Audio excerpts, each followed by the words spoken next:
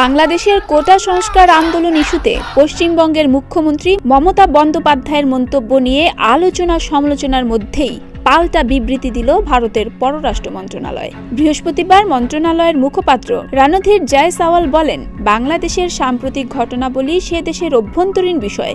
ভারতের আশা বাংলাদেশে শিগগিরই শান্তি ফিরবে, পরিস্থিতি স্বাভাবিক হবে। জয়সওয়াল স্বীকার করেন, পশ্চিমবঙ্গের মুখ্যমন্ত্রী মমতা বন্দ্যোপাধ্যায়ের সাম্প্রতিক এক মন্তব্যের প্রতিবাদ জানিয়েছে বাংলাদেশ সরকার। কূটনৈতিক স্তরে সেই প্রতিবাদপত্র ভারতের কাছে পৌঁছেছে।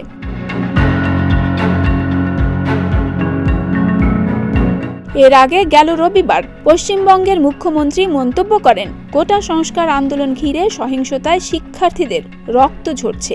তিনি বলেন, অসহায় মানুষ যদি বাংলার দরজায় খটখটানি করে তাদের আশ্রয় দেয়া হবে। তবে মন্তব্যের শুরুতে এই আন্দোলনকে বাংলাদেশের অভ্যন্তরীণ বিষয় বলেই উল্লেখ করেছিলেন মমতা।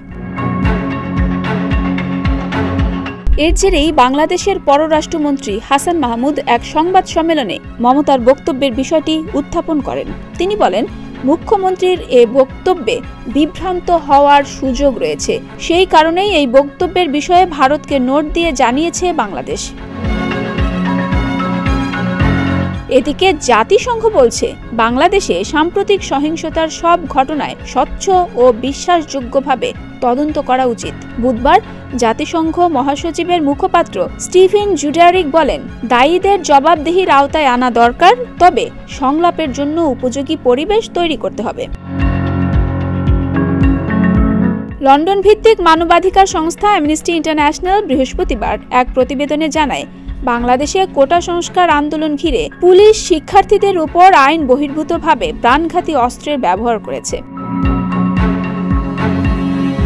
সংস্থাটি বলছে, আন্দোলন সহিংসতার প্রেক্ষাপটে কারফিউ জারি ও ইন্টারনেট সেবা বন্ধ করে দেওয়ায় বাংলাদেশে মানবাধিকার পরিস্থিতি মনিটরিং করার ক্ষেত্রে প্রতিবন্ধকতা তৈরি হয়। কিছু ভিডিও এবং আলোকচিত্র যাচাই বাছাই ও বিশ্লেষণের মাধ্যমে অ্যামনেস্টি ইন্টারন্যাশনাল এই প্রতিবেদন করে। হৈমন্তী শুক্লা, প্রতিদিনের বাংলাদেশ।